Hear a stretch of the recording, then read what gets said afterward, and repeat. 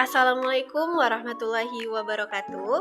Izin kepada Ibu Dr. Yulifa selaku dosen mata kuliah Komunikasi Efektif Kebidanan. Di sini Haifa ingin memperkenalkan diri. Nama Haifa Naza Kamila dengan NIM 254310933 dari kelas 1A Sarjana Terapan Kebidanan. Di sini Haifa mengambil kasus sebuah masa pasca guguran untuk memenuhi ujian akhir semester Haifa di semester 2 ini.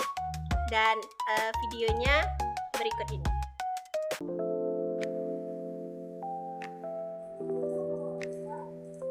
Assalamualaikum, selamat pagi Bu Aya. Waalaikumsalam Bu Bidan, selamat pagi. Oke, sebelumnya perkenalkan dulu, nama saya Bidan Haifa. Di sini saya yang akan mendampingi Ibu hari ini. Dan bagaimana kabar Ibu sekarang? Jujur masih sedih Bu Bidan, badan juga terasa lemas. Oke Ibu, saya ikut prihatin atas kejadian yang Ibu alami. Saya paham bahwasanya kehilangan kehamilan memang bukan hal yang mudah untuk kita terima. Jadi hari ini kita akan ngobrol santai saja. Saya ingin memastikan kondisi Ibu setelah kejadian kemarin, baik itu fisik Ibu ataupun perasaan yang Ibu alami. Dan Ibu, kalau ada yang ingin disampaikan, silakan menyampaikan apapun yang Ibu rasakan dan yang Ibu alami tanpa rasa takut. Karena apa? Karena Ibu harus tahu di sini kita menomorsatukan kerahasiaan dan privasi pasien. Jadi kalau Ibu mau bercerita, silakan ya. Bu Bidan, terima kasih ya Bu Bidan. Baik Ibu, sekarang saya akan bertanya beberapa hal kepada Ibu. Apakah setelah keguguran ini Ibu masih mengalami pendarahan? Masih ada sedikit berdarah Bu Bidan, tetapi terus sebanyak kemarin. Baik, kalau nyeri perut atau kram apakah masih terasa? Masih ada, sedikit saja, tapi sudah berkurang. Baik, dan di sini saya lihat dari catatan kesehatan Ibu bahwasanya Ibu ada riwayat penyakit jantung ya? Iya Bu Bidan, saya memang punya masalah jantung sejak beberapa tahun yang lalu. Baik, jadi belakangan ini apakah Ibu ada keluhan seperti jantung yang berdebar terlalu cepat, sesak nafas, atau cepat capek? Iya, saya kadang merasa gampang capek dan kadang berdebar kalau banyak bergerak. Baik Ibu, nanti itu juga perlu kita perhatikan ya. Dan selain kondisi fisik Ibu yang saya tanyakan, saya juga ingin tahu perasaan Ibu sekarang. Apakah ada yang paling sering Ibu rasakan sejak kejadian ini? Saya sedih sekali Bu Bidan, saya merasa gagal menjaga bayi saya. Baik Ibu, saya mengerti perasaan Ibu, tapi Ibu tidak boleh terlalu menyalahkan diri sendiri. Karena apa? Kehilangan kehamilan bukan murni kesalahan seorang ibu. Ada beberapa banyak faktor yang menyebabkan itu terjadi. Dan dengan kehilangan ini memang bisa banyak menimbulkan emosi, bisa sedih, marah, atau hal lainnya. Jadi Ibu tidak apa-apa kalau Ibu merasa sedih ya. Kadang saya juga menangis sendiri Bu Bidan. Oke, Ibu. Jadi kalau boleh tahu di rumah, siapa yang mendampingi Ibu selama ini? Ada Bu, suami saya dan ibu saya. Alhamdulillah, ada keluarga yang mendampingi Ibu. Dan apakah mereka membantu Ibu selama pemulihan ini? Iya Bu Bidan, mereka cukup perhatian kepada saya. Tapi saya masih kepikiran Bu Bidan, rasanya berat sekali. Bu Aya, itu hal yang wajar. Kehilangan kehamilan memang sering menimbulkan rasa sedih yang mendalam. Jadi Ibu gak perlu memaksakan diri untuk langsung kuat. Tapi Bu Bidan, saya takut nanti tidak bisa hamil lagi.